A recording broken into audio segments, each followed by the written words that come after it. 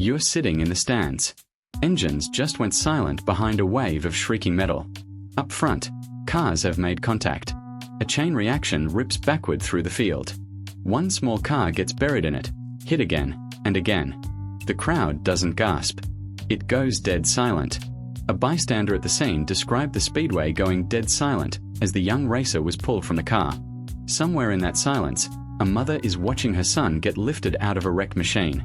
This happened 4 days after the biggest win of his career, and exactly 2 months, to the day, after he lost the person who taught him how to drive.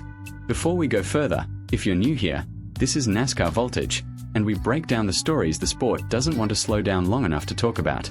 We are closing in on 500 subscribers, and every single one of you gets us closer.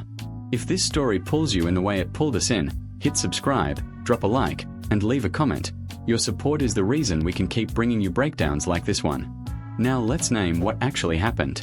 On July 21st, at Charlotte Motor Speedway, during the Cookout Summer Shootout in the Young Lions division, a car was pulled from a multi-vehicle wreck. The driver inside was 11-year-old Brexton Busch, son of two-time NASCAR Cup Series champion Kyle Busch.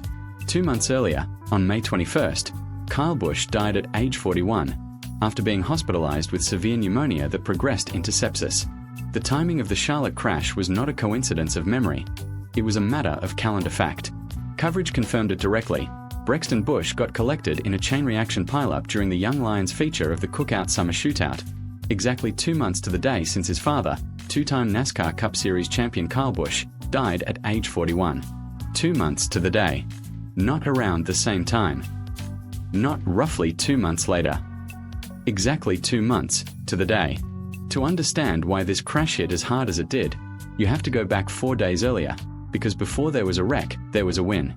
On July 17th, at Port City Raceway in Tulsa, Brexton won a race in his father's number 18 car, competing in the restricted micro sprint class.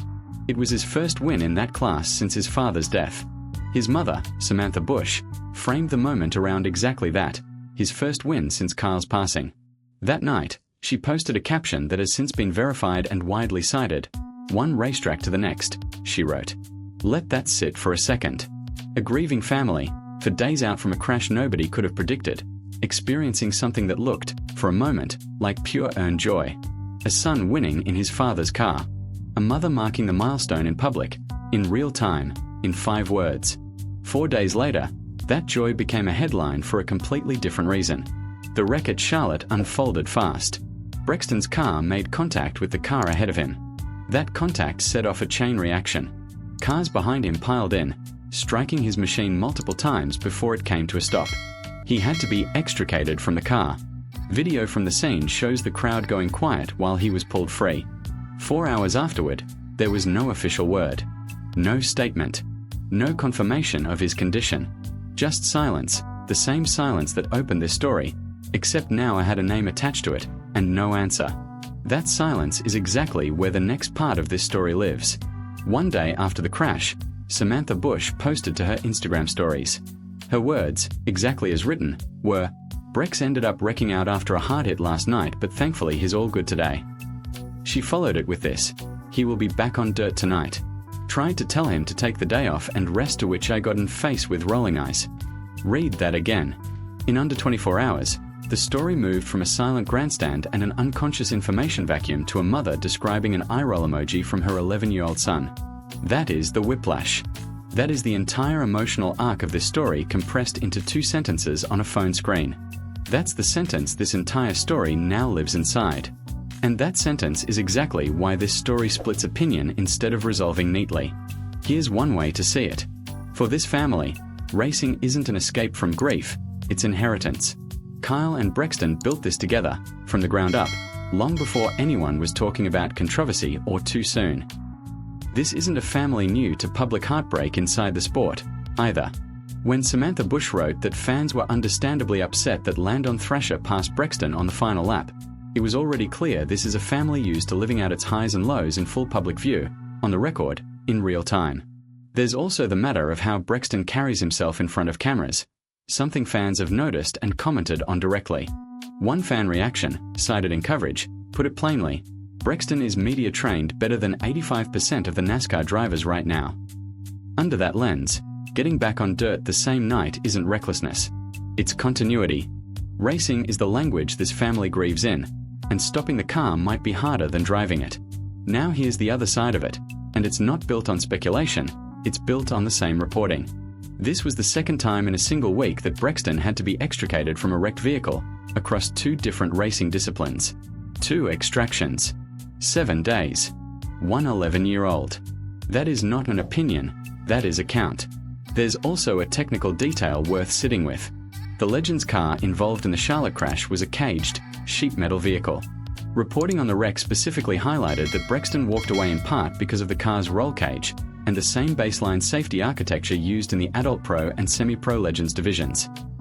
That detail matters because it means even the people defending the sport's safety record aren't disputing how violent the impact looked on video. The car did its job. That doesn't mean the impact was small. So the question the second side raises isn't about safety equipment. It's about pace. Is his all good a mother's honest, accurate read on her son in the moment?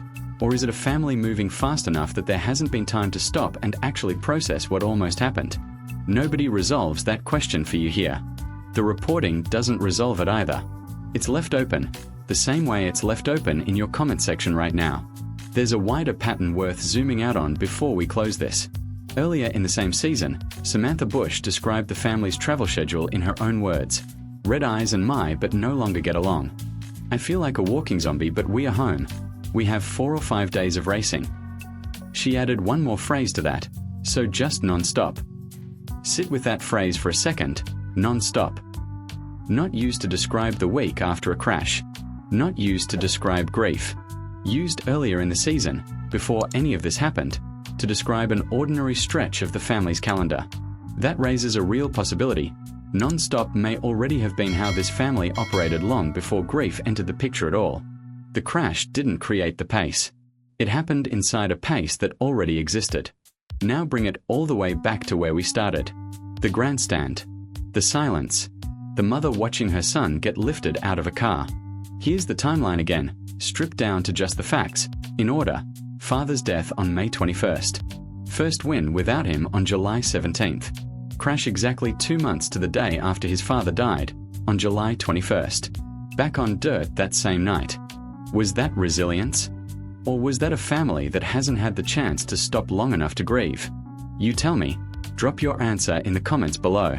And if you want more breakdowns like this one, stories the mainstream NASCAR coverage skips past too quickly, make sure you're subscribed to NASCAR Voltage. Like this video, share it with someone who follows the sport, and drop a comment either way.